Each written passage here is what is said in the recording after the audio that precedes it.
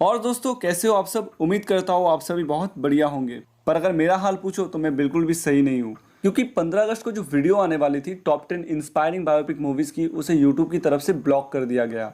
अब ऐसा इसलिए हुआ क्योंकि मैंने अपने वीडियो में मूवीज़ के ट्रेलर को यूज़ किया था। खैर, उन्होंने वीडियो तो ब्लॉक कर दिया, पर मेरे जज्बे को कभी ब्लॉक नहीं कर पाएंगे।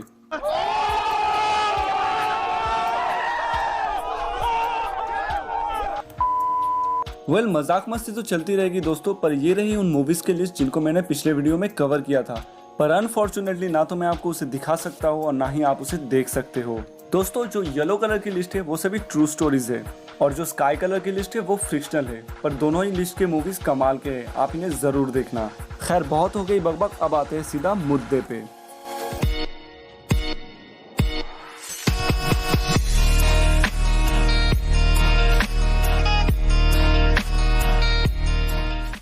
तो कहानी शुरू होती है वर्जीनिया में, जहां ईथन अपनी सुकून की जिंदगी जी रहा होता है। पर तभी एक फोन कॉल आता है और उसका सारा सुकून छीन लेता है। ईथन पास ही के एक मॉल में जाता है जहां उसकी मुलाकात होती है जॉन से। जॉन ईथन को बताता है कि एजेंट फेरिस एक मिशन के दौरान पकड़ी गई है और उसे बचाने का जिम्मा ईथन को उठाना है।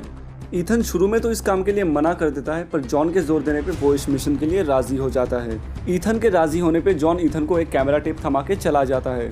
इसके बाद उस कैमरा टेप से ईथन को पता चलता है कि एजेंट फेरिस डेवियन का पीछा कर रही थी, जो कि बहुत ही खतरनाक आदमी है, और उसी ने ही एजेंट फेरिस को किडनैप किया है। सैटेलाइट इमेजेस के जरिए आईएमएफ को पता चला है कि वो सभी बर्लिन में है और एजेंट फेरिस को भी उन्होंने वहीं रखा है। सारी बातें जानने के बाद ईथन जूलिया को बताता है कि उसे काम के सिलसिले में कहीं जाना है और वो कुछ दिन तक घर नहीं लौटेगा। इसके बाद ईथन अपनी टीम के साथ मिलकर बर्लिन जाता है और एजेंट फेरिस को दुश्मनों से छुड़ाने में कामयाब हो जाता है। पर उनको पता चलता है कि एजेंट फेरिस के दिमाग में एक माइक्रो बॉम्ब है, लेकिन जब तक वो उस बॉम्ब को डिफ्यूज करते हैं उससे पहले ही वो बॉम्ब फट जाता है और एजेंट फेरिस मर जाती है। इसके बाद आईएमएफ हेडक्वार्टर में ब्रेसिल ईथन को बहुत ही खड़ी खोटी सुनाने लगता है, क्योंकि वो एजेंट फेरिस को जिंदा वापस लाने में नाकामयाब रहा। और क्योंकि ईथन के ही सिफारिश पे एजेंट फेरिस को इस मिशन पे भेजा गया था, तो इन सब का जिम्मेदार भी ईथन ही है। इसके बाद एजेंट फेरिस के फ्यूनरल पे ईथन को मेल सर्विस से एक कॉल आता है, जिसमें उसे बताया जाता है कि एजेंट फेरिस ने उसके लिए एक खत छोड़ा है। तो ईथन पोस्ट ऑफिस जाके उस लेटर को कलेक्ट करता है, जिसमें उसे एक माइक्रोडॉट मिलता है। माइक्रोडॉट मेमोरी कार्ड की तरह होते हैं, पर वो बहुत ही छोटे होते हैं। खैर, ईथन वो माइक्रोडॉट लूथर को दे देता है और उसमें क्या है ये पता लगाने को कहता है। इसके बाद ईथन और लूथर जाते हैं टेक्नीशियन लैब में, जहां बेंजी उनको बताता है कि जो डिस्क वो बर्लिन से लाए थे उनसे उनको कुछ जानकारियां मिली है। उनको पता चला है कि डेवियन वेटिकन सिटी में है और वो रैबिट फूड की डील करने वाला है। अब ये खरगोश की टांग यानी कि रैबिट फूड क्या है ये मुझे भी नहीं पता, क्योंकि मूवी इस बारे में कुछ रिवील करती ही नहीं है।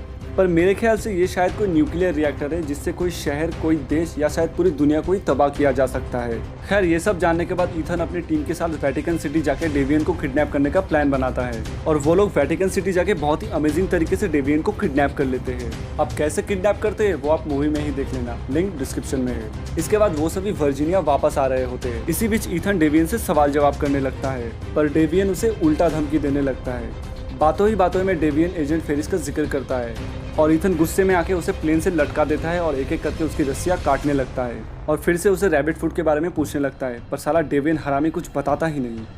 वर्जीनिया आने के बाद वो सभी डेवियन को एक जगह से दूसरी जगह ले जा रहे होते हैं। तभी रास्ते में ही उन पे अचानक से हमला हो जाता है। इससे पहले कि सबको संभलने का मौका मिले, उतने में डेवियन भाग जाता है और साथ ही साथ डेवियन के आदमी जूलिया को भी किडनैप कर लेते हैं।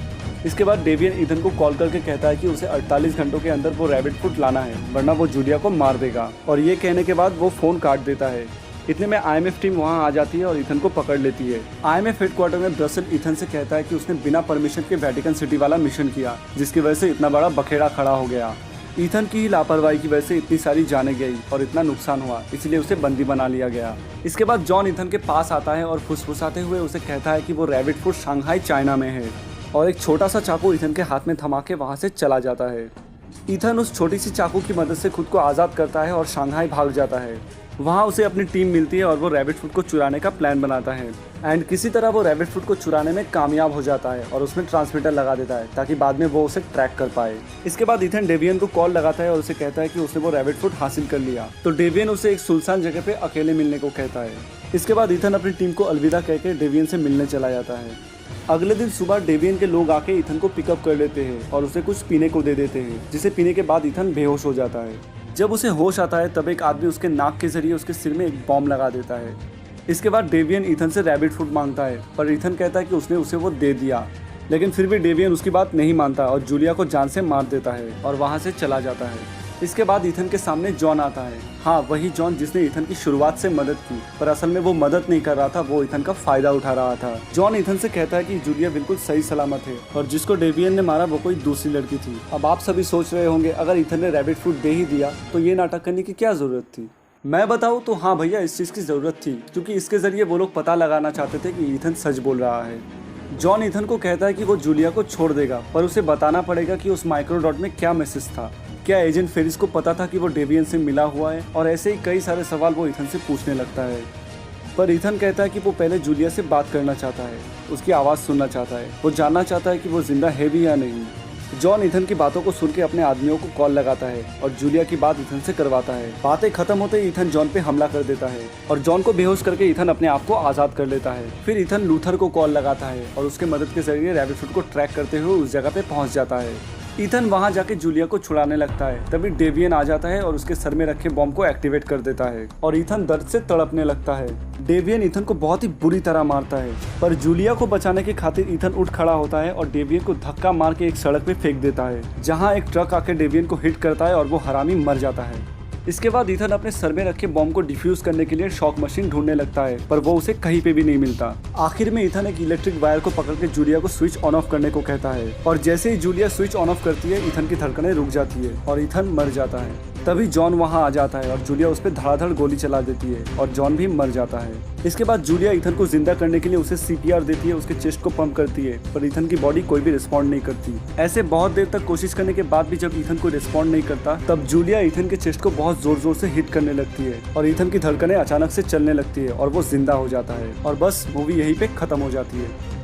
तो दोस्तों, कैसी लगी आपको ये एक्सप्लेनेशन वीडियो? पसंद आया तो लाइक कर देना, चैनल पे नए हो तो सब्सक्राइब कर देना और हाँ भैया, दोस्तों के साथ शेयर भी कर देना। मैं मिलता हूँ आपको अगले वीडियो में, तब तक के लिए बाय बाय।